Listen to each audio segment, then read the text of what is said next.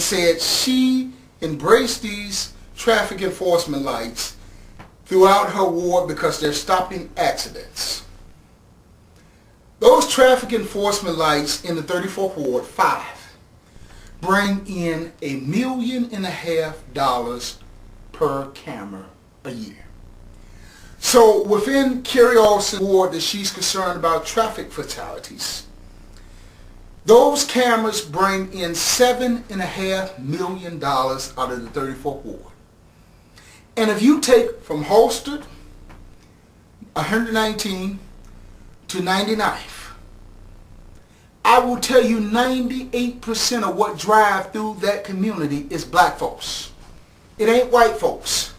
It ain't Hispanic folks. 98% is black folks. So you taking $7.5 million out the 34th Ward alone that's going in the city's general fund, because I did a show on it. I researched where those lights were, how much they were taking in, so on and so forth, and we did a show on that, and we're going to do another show after this one dealing with those red lights again. So you just log on to our website or call me to find out how you get more information.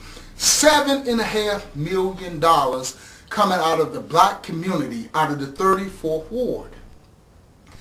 Off traffic enforcement lights, Master Richie ripping the hell out the community, and Carrie Olson sitting there, I'm trying to stop accidents, so we're going to get $7.5 million out of my economically oppressed people.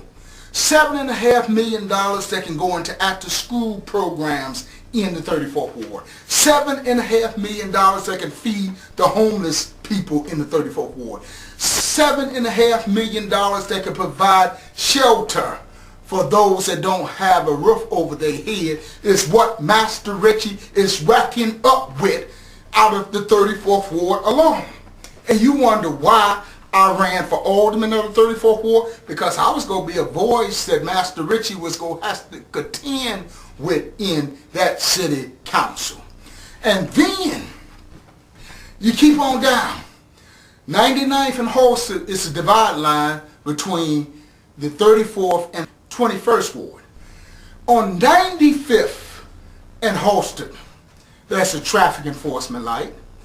On 79th and Holsted, there's a traffic enforcement light, continually to milk the hell out the black and poor and Hispanic communities. Then I got in my very same vehicle that I drove down to look at those lights, and I went through Beverly, and I went through Mount Greenwood.